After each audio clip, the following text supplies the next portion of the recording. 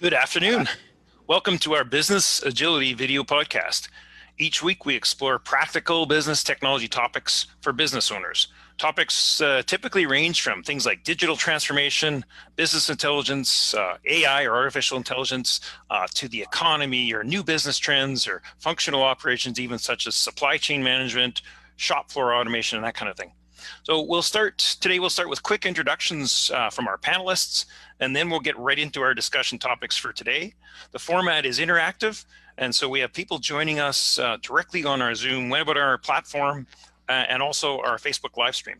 So please send us your questions and comments, and we'll get right to it. So today, our topic is we're exploring the interaction between IT, and in your case, that could be your IT department or information technology consultants, and the link between IT and business operations. So let's get right to it. And with that, I'll turn it over to Samantha and to kick things off.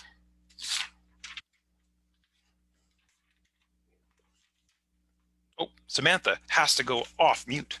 It's one of those. I gotta do that, when you're getting set up here on Facebook, and you don't want double voices playing in the background. So like Murray said, this is the kickoff of our Business Agility podcast. Officially, it's September 3rd. We're doing it, and we're going to cover off a variety of different topics, everything as far as business, everything as far as analytics, technology. We will always have some interesting guest speakers. We have some great ones lined up already for September. And hopefully you guys can join us long term and listen to us talk about business or technology for 30 minutes every Thursday at 2 o'clock Mountain. So to start, my name is Samantha Knighton DeForge. I hold a double major in information systems and business. My primary responsibilities over the last several years of my careers have been software, ERP implementation, software experience, and trying to optimize businesses, making them more efficient, operationally speaking, and really enabling a business from top to bottom to really eliminate their redundancies. Initially, I started in the SAP Business One channel where I worked there for several years and easily migrated to the Acumatica channel where I work as a business solution specialist right now with Accurus here in Calgary. Hi, I'm Steve Swenson. I started into ERP, accounting system support and implementation about 25 years ago. I've worked with quite a number of different softwares, primarily in the Microsoft world for about 22 years. And I've done the Acumatica world specifically, same kind of thing as Samantha mentioned, transitioned into it pretty easily. Just moved into it to start doing cloud-based, web-based systems about 9 years ago. And I used to own my own company. I've worked for a few different companies doing it, including sales, pre-sales, implementation, support, training, a little bit of everything throughout the years. And now I'm assisting Accurus in implementing systems with them. And I'm Murray Quibel. I'm the president of Accurus Solutions. So my background, I'm a chartered accountant or a CPA with a specialization in information technology.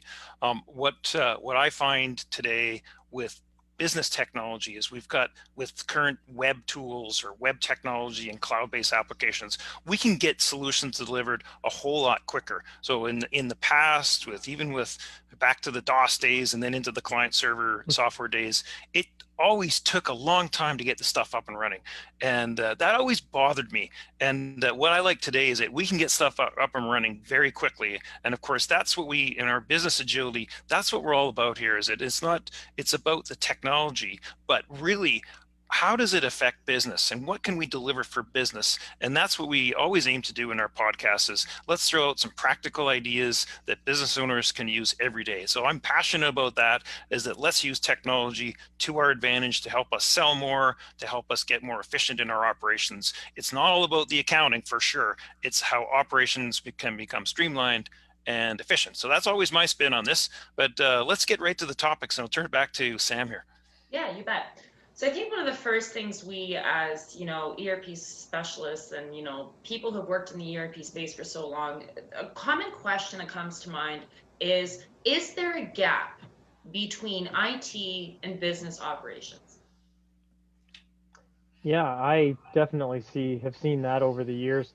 IT in the past has been very centric on they control a specific area of the company and they are as some people look at it, a necessary evil.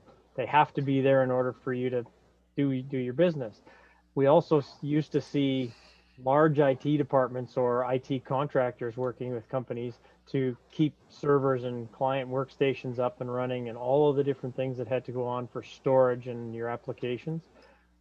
Over the years, that's transitioned off as more and more companies are moving to cloud-based, just file storage and applications. So if you're getting your email through Microsoft 365, or if you're using Gmail or your Salesforce programs, those are the kinds of things that are offloading everything from an IT department. And so I'm starting to see more and more of the clients I've worked with over the last 8 or 10 years, not having an IT department anymore.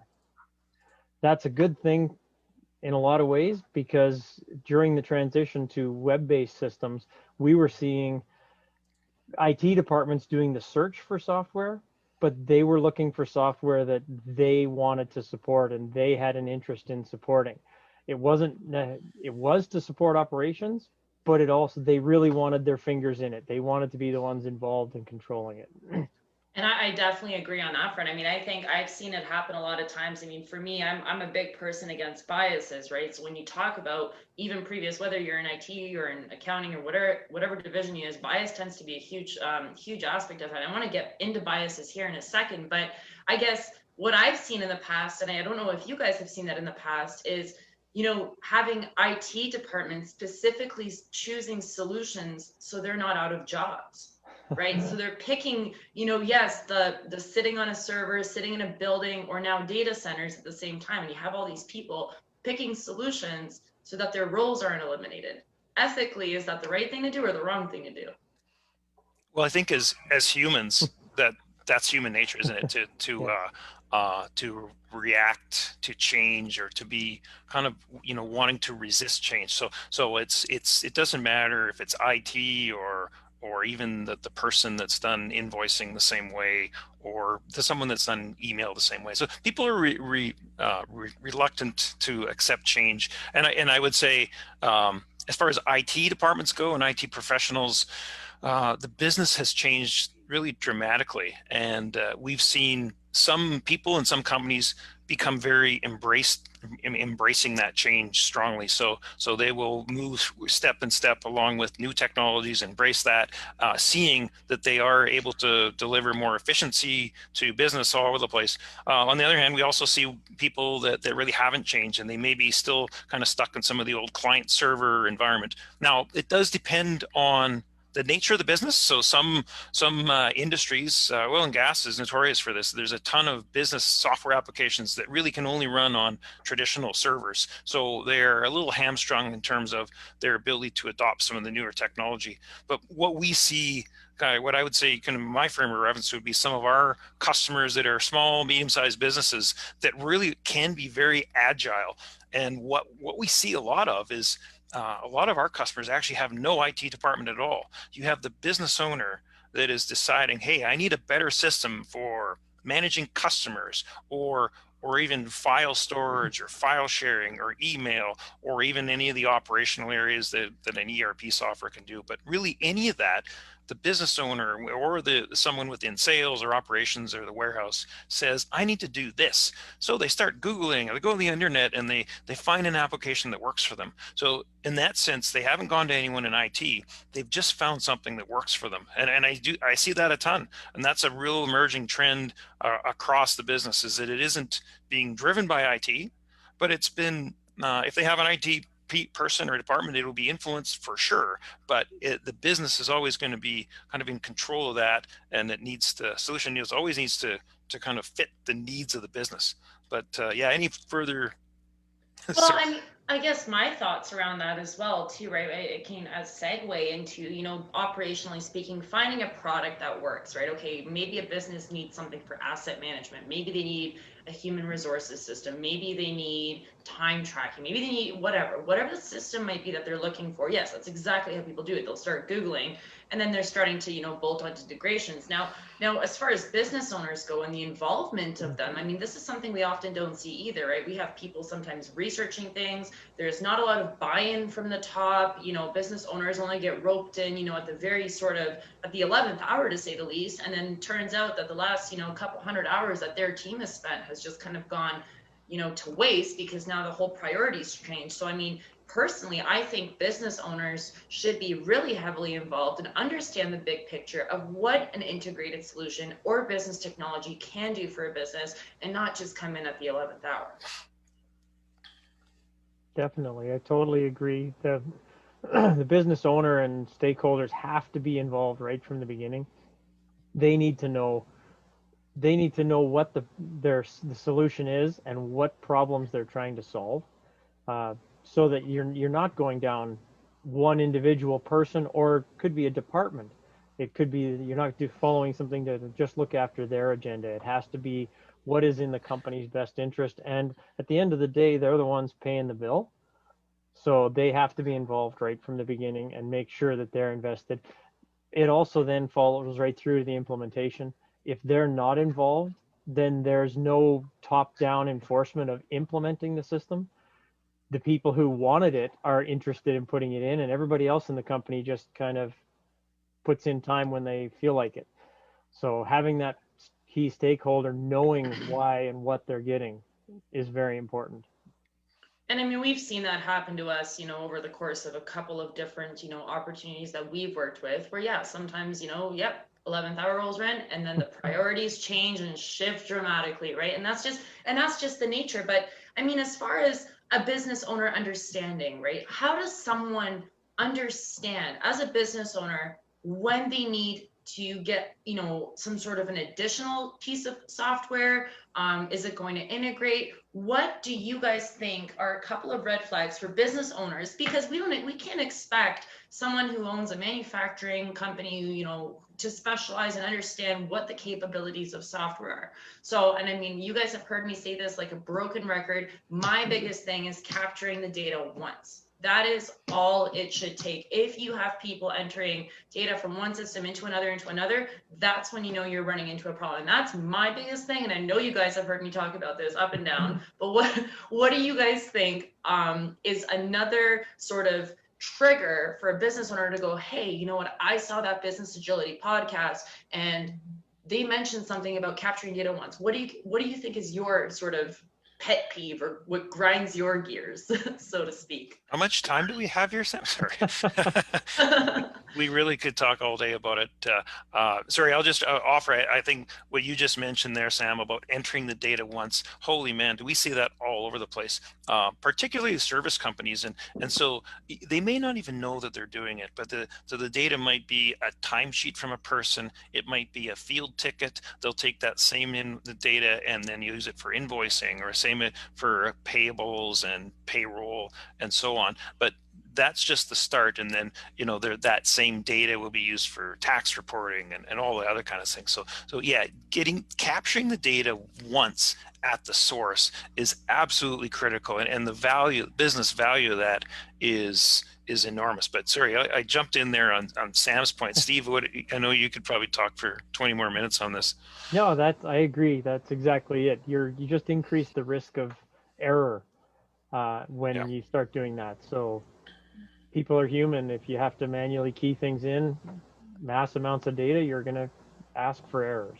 Well, I think that goes hand in hand too with Excel sheets, right? Once you're faced with some sort of a level of duplication, you're starting to run your business in a much higher level of Excel or Google spreadsheets or whatever it else might be. I mean, we spoke about this last week, and we decided to mention it in this podcast. Things as well. Like for me, if I'm a business owner and it's taking me 8 hours to generate an accounts receivable report, that's also a problem. You should be able to have things so quickly at your fingertips. And I know this is going to be something we can talk about, but we really want to help business owners, without having a huge technical understanding, know what they need to do and what are the red flags without them being fully versed in what software capabilities can do.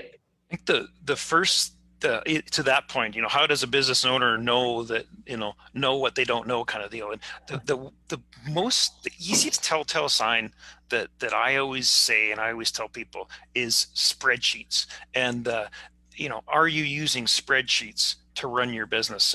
And that to me is, if you may be running QuickBooks or Sage 50 or an old system for doing manufacturing, but whatever system you might be running, if what you really are doing is keeping track of critical data in spreadsheets, then really it's the spreadsheets that's running your business. QuickBooks is just kind of keeping track of the after the fact accounting. So that's a telltale sign. If you find, and some of the ways that manifests itself, if you find that you're coming to a meeting, for example, and you show up in a meeting and you got 6 people, that they might be the CEO, the sales manager, the operations manager, the CFO, and the customer service manager, and someone else, I think that was 5. So add one more person to that, and they walk into a meeting and everybody has their own little piece of paper, and it's different. And that, so what you have, and how many times have we seen that somebody might run someone actually might run it out of QuickBooks and say, here's our accounts receivable listing.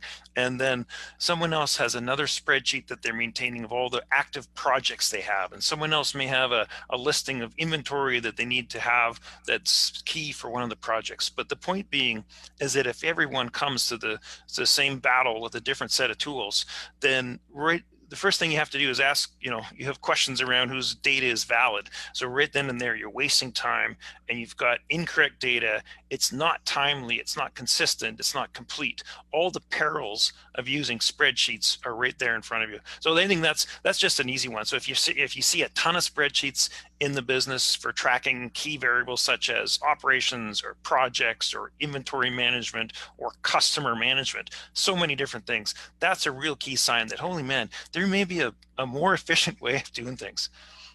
Yeah. Well, and I mean, to add to that too, right? I mean, when you're running a business in Excel sheets, whether you're 50 employees or 500 employees, whatever size you are, 5,000 employees, and you're running mass amounts of Excel, you're hosting that data sheet or that Excel sheet somewhere, right? And you're hosting it in a data center. And I think, one of the big things right now, and a huge topic, is this whole ransomware thing going on, right? With this new ransomware group, Dark Side or whatever they are. And they're just targeting, I mean, yeah, if you're being hosted in a data center, that gives you a little bit better security, but there's still, it's still not uncommon for someone to compromise that server and get a hold of those Excel sheets.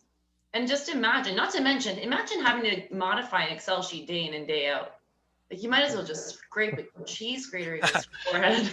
Well, there's time involved for sure. There's also, I mean, I think Steve mentioned before a few minutes ago, just the risk of error is, and I know the stat we threw out that has been out there forever, that spreadsheets have a risk of error on spreadsheets is 88%, and that is what that means is that it's not just if, it's a certainty that something is going to be, if you're consistently using spreadsheets, that the data is going to be wrong. And we all can relate examples where customers or prospects or people of all kinds have messed something up that's caused a material error, whether it's in purchasing or an invoice that's been created in Excel.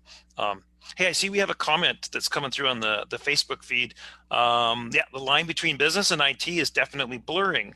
Ensuring business as a system of truth is critical to the business, no matter company size.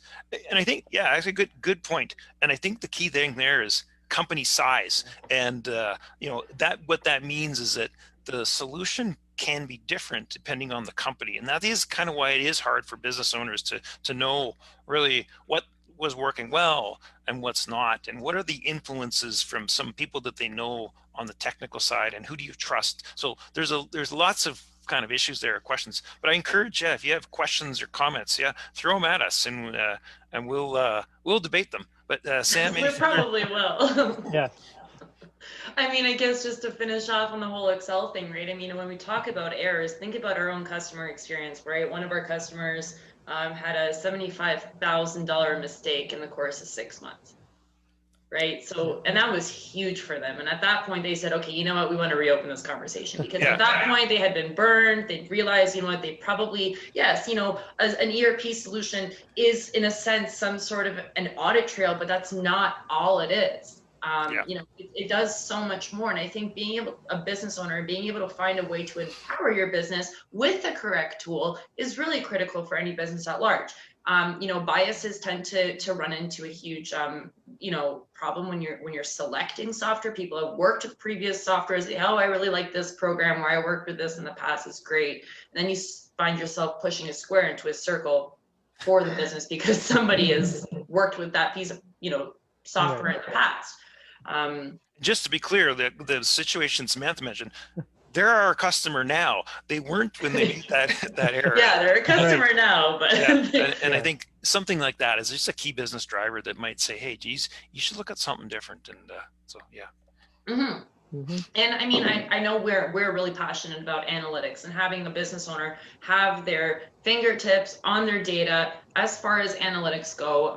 You know, when we talk about analytics, maybe sometimes people think, you know, running cryptic basement operations with these analytics and, you know, things that are useless. But Murray and Steve, I think I know you guys have been doing this for 25 years. When we say analytics, debunk it. Make it more real to a business owner as far as receivables goes. You know, don't tell me it's analytics, there's numbers and zeros and ones and all this crazy stuff.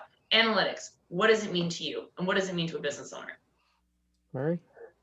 Well, you go first, because I could probably talk too long about that. Analytics is getting the right information at the right time is what you're looking for. And when it's things like accounts receivable, like aging and those kind of things, you're not really looking for the entire report. You don't want to see the detail of it. If it says $1 million in AR, you don't want to look through every one of them. What you want to see is that $1 million. You want to see the breakdown of aging, and you want to see the ones that are really old, that are past due, and why. So it's more of the ability for analytics to be able to give you the information that's important at the time that you need it. Same kind of thing goes for purchasing. I don't need to be seeing all the purchase orders that are going out the door or all my inventory statuses. I just need to know what is missing, what am I short of, what am I overstocked on. I really need to know my exceptions. So I want to be able to see that information when I need it, not have to go look for it. And you mentioned before the ability to, or running that report took 8 hours. Compiling all the data to get a receivables aging report took 8 hours. And it's probably not accurate at that point. Yeah, that was one of our prospects that was doing that. If you're taking that long to do it, yeah, the accuracy is a question. Is it timely? I should be able to get that report in seconds whenever I need it. So those kind of things. Access to data is one of the biggest criteria. If you can't get your data and you can't get it easily and quickly, accurately, then you've got a problem. You need to look at something else or other solutions. What and I think Steve, you explained that very well and gave a couple examples. With analytics, what you'll find, there's actually 3 levels, and what Steve described is actually the first level. And what we find is that people or business owners or companies, most of them don't even get to that first level. So the first level is what Steve says, getting the information, you know, when you need it and, you know, in the fashion that you need it. And a lot of times companies never even get there. The next 2 levels, so that's the show, you know, and I'm not going to get technical, and there's technical terms for all this, and I'm not going to do that. But well, that's because we have Dean joining us from Queen's University, yes, September 24th, to do a huge segue on analytics. Yes. And he's a Queen's University professor from Smith School of Business, so be sure to come back to that one too. What we find is that there's a lot of kind of bodies of knowledge and schools of thought and a lot of you know people that specialize in this and can take it to a very deep level. What we're all about is being practical for business owners. So if we think about those 3 levels, the first one is just getting the information. And like I said, a lot of companies struggle to get there, and it could be a lot of the reasons is just the quality of the data, particularly if they're using spreadsheets or even if they're using manual systems or if they're doing non-integrated systems. So just the quality of the data, it takes too much to kind of get it into a level playing field so they can start properly report on it. So that's one issue. But so the next 2 levels, so just getting the data in an information format is one, but the next 2 levels is when you get the data, can it help you make better decisions? That's another. That's predictive analytics, and that's what that means is that sorry, I said I wasn't going to get technical, but what that means well, is we have 6 minutes left, so keep in mind for that. All right. Okay. But what it is that you want the data to help you make a better decision in the future. So help you, maybe get more sales to customers that are in a certain segment or sell more products, things like that. But then the next level that hardly anyone gets to is more of a prescriptive analytics that actually, once we can predict what we're doing, how can we now change our business model or change what things we do to actually maybe start to drive towards some of those areas that are going to help our business? So again, the idea is you want to get the data first, but then can we change our decisions? And then once we know what those variables might be, really, can we now pivot and be agile and move towards that to actually help bring more value to our business? So what I always tell people is that when you're thinking about business systems, it's not a point in time. You don't just drop a piece of software or implement a piece of software or technology. You need a strategy of continuous improvement so that you're always building on what you did. If you just drop it in and forget it, you've probably wasted your time. Yeah, and I think that, there's a lot of businesses that, they take analytics for granted. There's such buzzwords: digital transformation, artificial intelligence, machine learning, all these buzzwords in the market. And I really want Dean to speak to, to more of those technology terms as far as analytic goes, like predictive, cognitive, and different types of analytics that just help a business be more efficient. We've got 4 minutes left. I know this is something we really wanted to cover. We encounter so many businesses on a day-to-day basis. I have in the last 7, 8 years. You guys probably have over the last 25 years, where businesses think they're too unique. They think they're special. So they think that they're so different than, any other manufacturer out there, and that they need to custom develop a solution. Okay, so this grinds my gears completely, because at the end of the day, I just really feel, there are some uniqueness and tools to use, but in most cases, you're not that special. So what is your advice to a business who's now running a custom built application programmed by a developer on site, which is spending between $80,000 to $100,000 a year, if not full time, or sinking tremendous levels of hours into this? What would you say to that business owner? Go ahead. I'd say Steve went first last time. Yeah. I'll go first, and that means I have to go shorter. I would say, what business are you in? Are you in the software development business? And if you are, good for you. What that means is that you're committing the time and the effort to not only develop your product, but to continue to enhance it and continue to develop and develop hooks into new products and enhancements and technology and all that kind of stuff. That if you're there, good for you, because very few companies ever get there. But if your business actually isn't developing software, you should be focusing on that. And there often are unique features about a business, but like Samantha says, you're not that unique. Now, business owners, we probably wouldn't say it like that to them, and it might be a little insulting.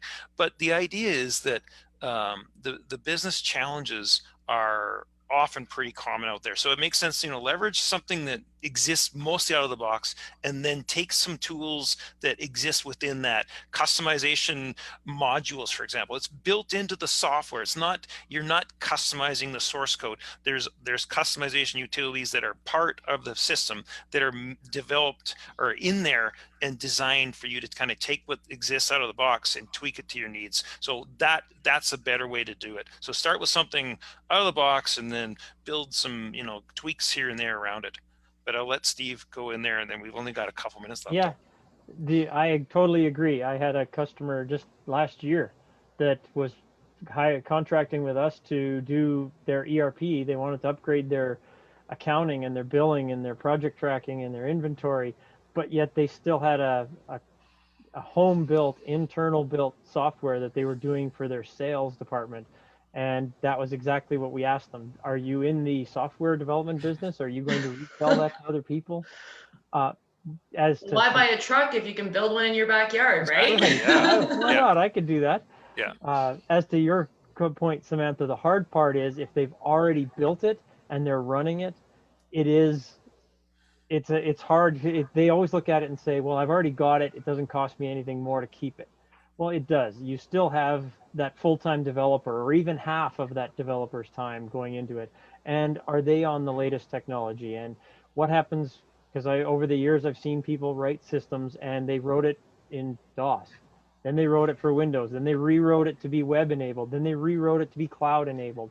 Well, over the 10, 12, 14 years that they were using it, that system cost them $500,000.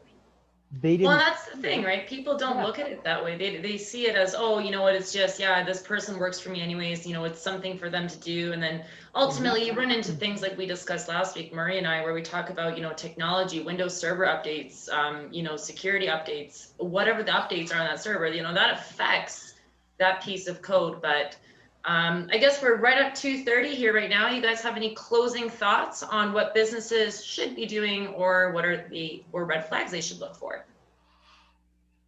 I would think the 3 points that we talked about today, about if you're putting data into more than one system, or putting it into one and then taking results from that and putting it into another, if you're storing your data in spreadsheets, or if you can't access it and report on it, those are 3 big things to look at. If those are happening in your business, it's time for you to start looking at something different and a new way of doing things. There are better ways.